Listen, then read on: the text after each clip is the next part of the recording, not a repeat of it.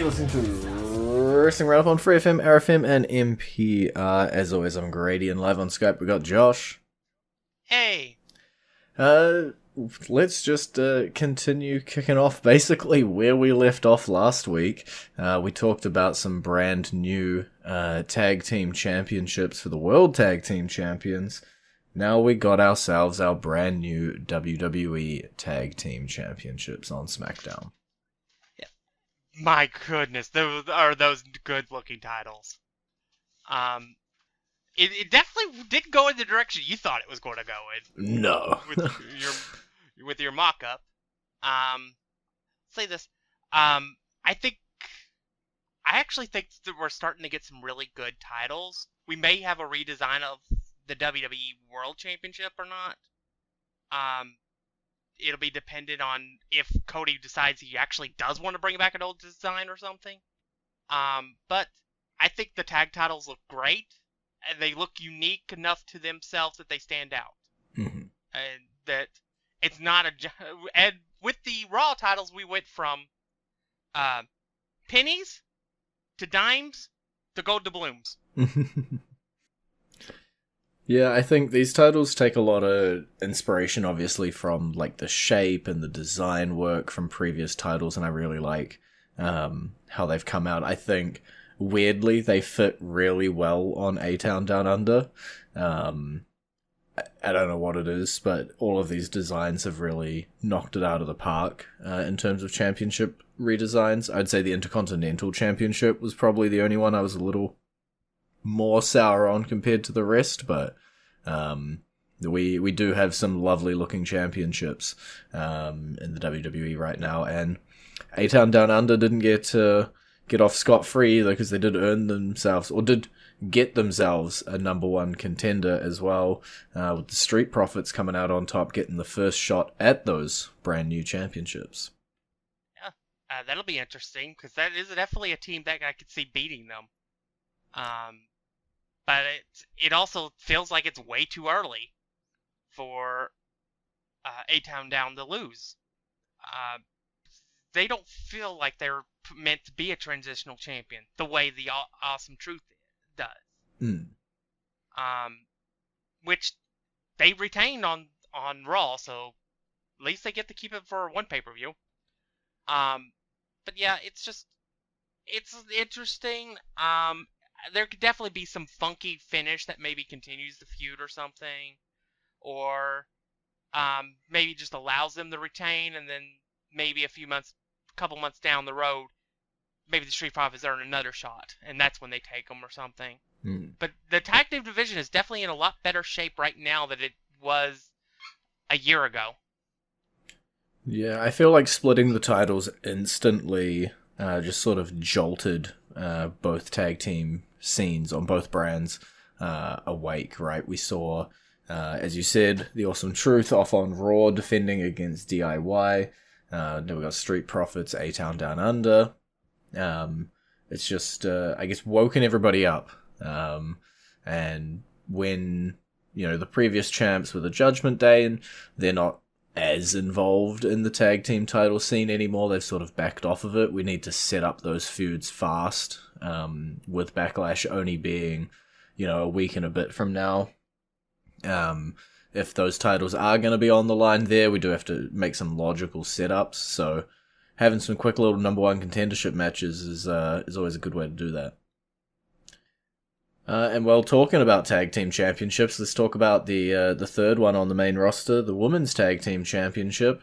We're pretty much locked in, even though it ain't official. Damage Control losing their titles in France. Yep, more than likely. Unless they really swerve us like crazy. I do think Jade and Bianca are our next tag team champions for the women on the main roster.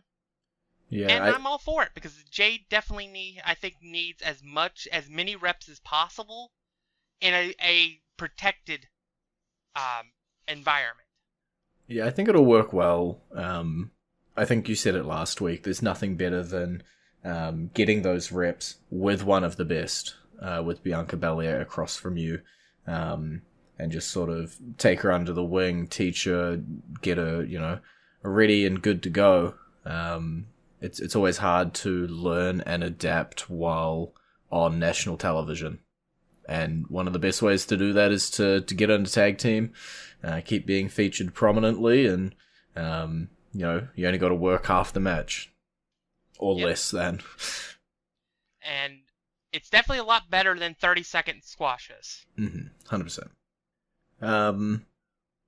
So much stuff to talk about. I think our big topic for next week, obviously Backlash France, going to be looking at that to preview, but we've also got this WWE draft coming up to shake up the rosters. Always exciting to see who goes where, what NXT people come up, who goes down to NXT potentially. There's a lot of floating around and a lot of change-ups that can happen.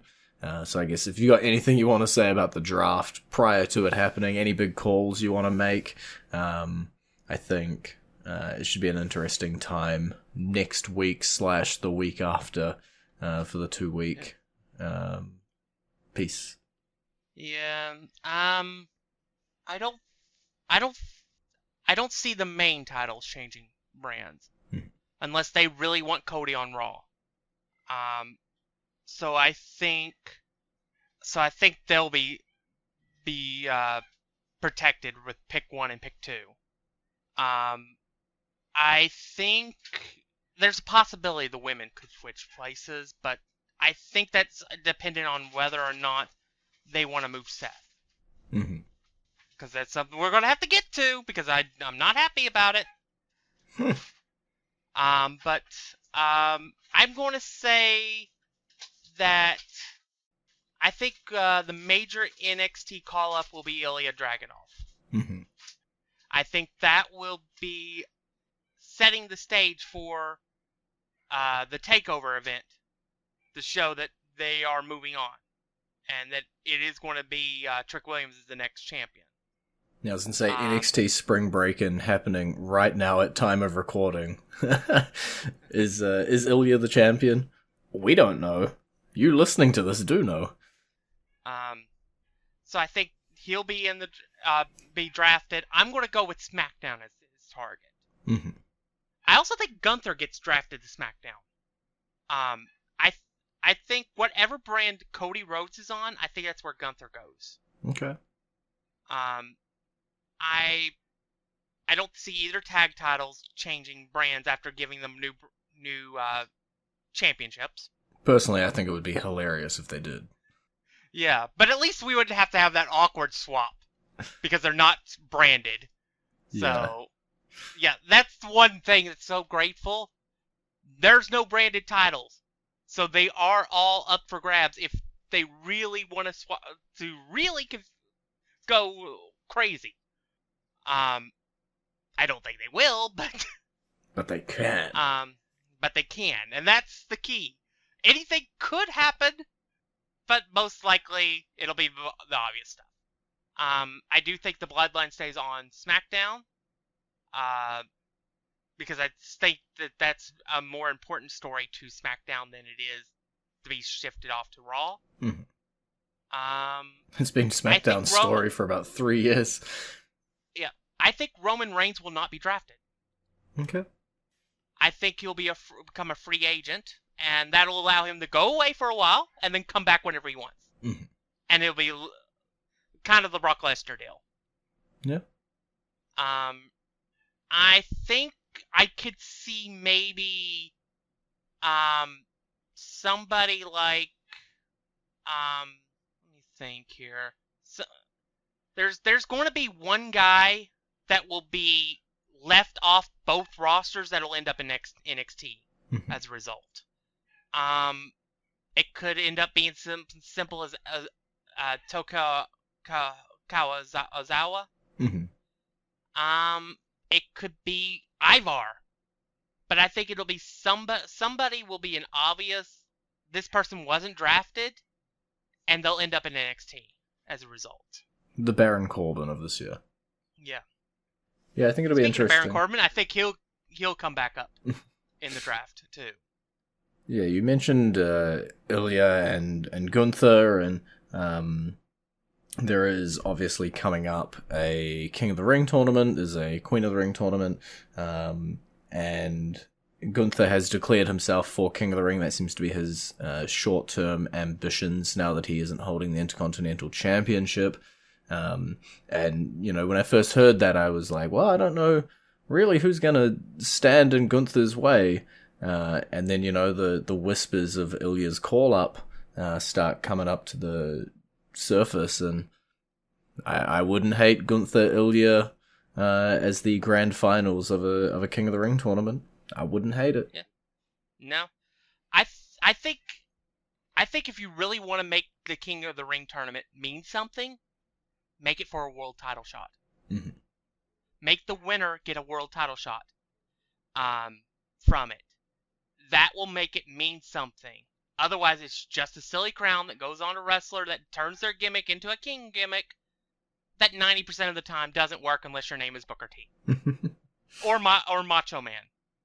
But that was special because that Macho Man is special.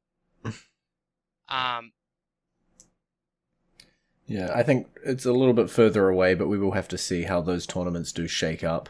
It's in at least Gunther's short-term future. We'll have to see who else joins him and in that tournament and in the Queen of the Ring as well. We are roughly halfway through the show, so we're going to go into our entrance theme of the week, and when we come back, we'll talk about the women's divisions, because that song we're going to play for you is Bayley's. We've been making our way through the big WrestleMania winners, and it's finally her turn. So I'm playing her theme for you now.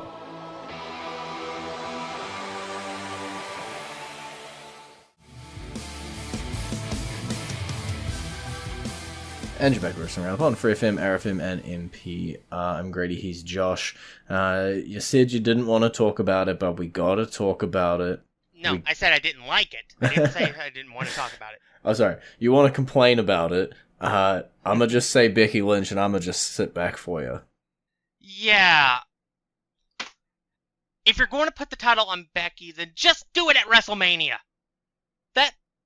Alright, I like Becky. Becky's talented. She's great on the mic. But there surely were some other women that they could have elevated with this and given a natural storyline with a returning Rhea Ripley in a couple months. Like, I don't know, a Liv Morgan by a chance. Or, who knows, maybe even give Shayna Baszler a shot. Or, we've been praising, since her return, Nia Jax. There was at least 3 good options, and they chose the 4th option, which was basically the Hulk Hogan option.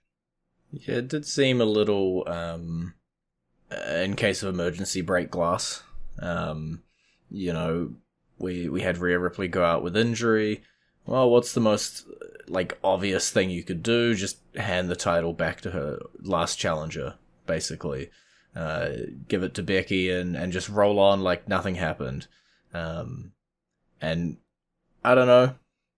I would like to think that if they did have this whole storyline for Liv Morgan prepped out, that is still a path we're going to take. Maybe we just needed to replace the person at the end of it from Rhea to Becky. But that could just be me huffing on hopium, really, really trying to pull something out of this. Because I don't want to see Becky Lynch long term running around with the title, I think. I was happy with the result at WrestleMania. Maybe the draft will change my mind if things are shaken up. But I don't know. Yeah, as I said, it's a case that it's like, I'm fine. Lynch is fine. I'm sure she'll do fine with championship. It's just, there was stuff that they could have done. You obviously have a major story with Liv and Rhea. You have Liv getting injured by Rhea, coming back, and then injuring Rhea, which forced Rhea to vacate the title. You could have her be the champion, and then when Rhea comes back, you have a natural feud right then and there. Instead of it just being, well, I never lost the title. I want my title back. I beat you at WrestleMania. I deserve a shot.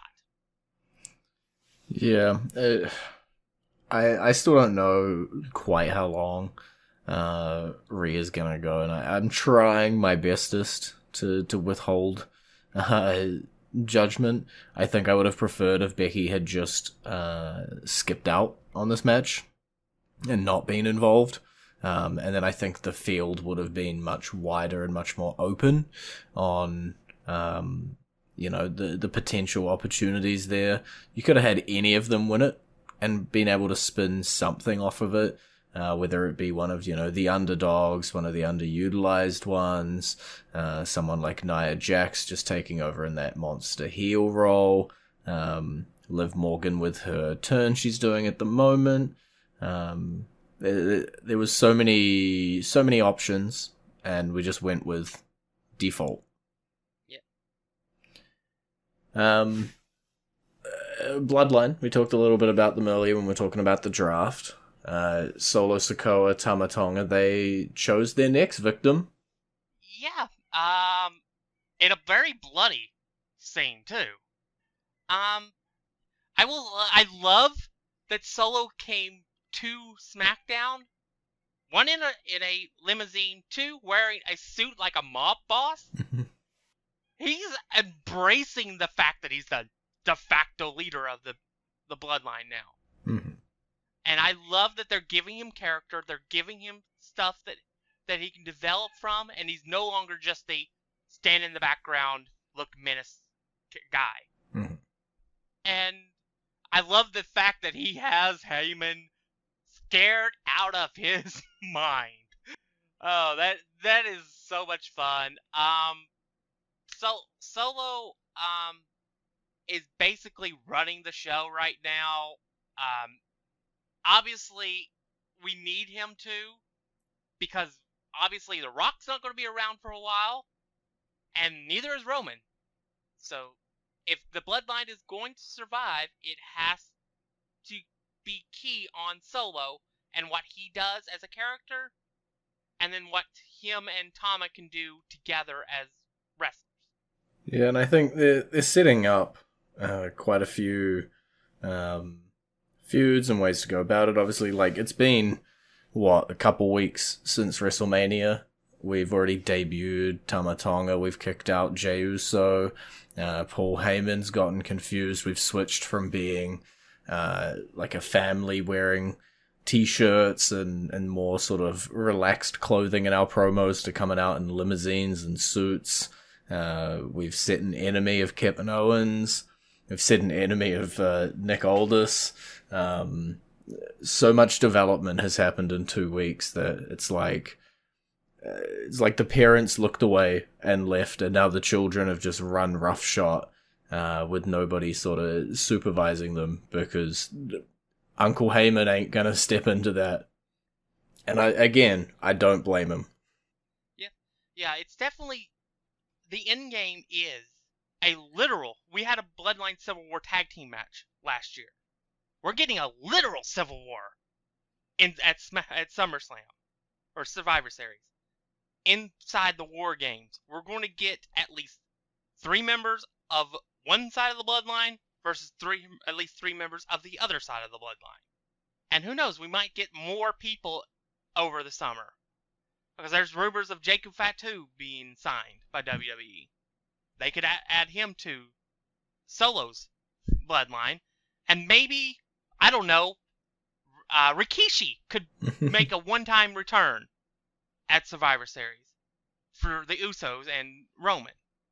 Who knows? Of course, then you have to question whether or not he'll turn on his sons and nephew, because he once hit Steve Austin with a car for The Rock. Yeah. I think that video and that angle has been memed so badly. Yeah, there's so many different ways it can go. Obviously, we say that every time with the Bloodline storyline. It's never straightforward. It's never really A to B. And if it is A to B, the B is like 3 years down the line, and so much happens between A to B. Like, Cody winning and toppling the bloodline. It was like, yeah, that was our destination, but I couldn't have guessed any of the 20, 30 things that happened between, their first match and their second match. So much stuff just keeps happening, and it continues, to me at least, being, the A story. It's that continuing factor. You talk about cinematic universes a lot at the moment, with the Marvel obviously being the biggest one, and there being the Avengers and the storylines and the everything rolling through all of those movies. The Bloodline have been WWE's for a very long time, and it shows no signs of stopping anytime soon. That was a long-winded way of saying I like the storyline. But I can't segue. Vinci got beat up by Kaiser. Well, you could have. Like Kevin Owens got beat up. There's your segue. Like Kevin Owens got beat up, Vinci also got beat up, but by his bestest friend, Ludwig Kaiser. I absolutely... I know. I like Imperium. I like them as a tag team. I love Ludwig Kaiser. I absolutely love him. I love the fact that he can go from being a jolly lackey to being this ice-cold, deadly killer in a snap of a finger. I think if given the right push, he could be a legitimate, as close to a serial killer type character that you can get in professional wrestling and still be okay with it. We did have Dexter Lumis. Well, Dexter Lumis was a kidnapper. Sure. So, and a stalker. I'm talking about an actual, like, serial killer type character. But I think this is another one of those rungs to getting him away from Gunther and into his own. Because Ludwig is a phenomenal promo. He's phenomenal in the ring. Only thing he needs is just an opportunity to be on his own. And we could see if maybe he can sink or swim. And I think he'll swim. Because I think he's phenomenal. Yeah, maybe he gets drafted to the opposite brand of Gunther. Maybe he chooses to enter King of the Ring. There's a few options for him to get there. I could see him as in a couple months' time, a really good contender for Sami Zayn's Intercontinental Championship, which it looks like Bronson Reed's heading over at the moment, but, get in line. Eventually there'll be a shot. Yeah, that Intercontinental title scene has definitely gotten hotter since Sami won it. Which is kind of be expected when you dethrone somebody who had held the title for 666 days. Yeah. But yeah, everybody wants a piece of Sami. You have Bronson that wants a piece of Sami. You have Chad Gable who's not done with Sami having his piece of Sami. This is going to be fun watching that all play out. And I absolutely love that Chad Gable is embracing his heel, and he is trying to force Alpha Academy to come along with him until he gets to the point where he has to replace them. Yeah, I think we talked about it last week. I think it was on the air about the eventual Creed brothers coming in. I could see them even, if they wanted to, bringing Ivy Nile to go across from Maxine. There's a lot of story there, and I'm excited to see what Chad does under this new persona. Yeah, should be good. He might have to deal with it before he deals with Sami, though. I don't know what order it'll all shake out. I guess the draft kind of matters. If we are shoving what's left of Alpha Academy onto another brand, then we may have to wrap up some Chad Gable stuff, but we'll wait and see. It's still good television. And I was going to talk about the Judgment Day, but we only got about 30 seconds left. So, Damian Priest, he's making his leadership claim known. in the Judgment Day. He holds the championship, and JD McDonough and Dirty Dom ain't quite hitting the mark. Yeah, definitely I think we're getting ready for Damian Priest to go off on his own. I don't know what they're doing with JD, to be honest. Did we ever? I just know he's doing a lot of losing. I don't know. I really don't know what's going on here, but it does seem like Judgment Day's days are numbered. Mm-hmm. We're at the end of days for them, so to speak. What a lovely pun at the end of the at the end of the show this week. It's been great talking here. Bye, B. You can visit our Facebook page, facebook.com/wrestling R&D up, our Twitter page, twitter.com/wrestling R&D up, our YouTube page, youtube.com/wrestling RND up. And we will catch you next week.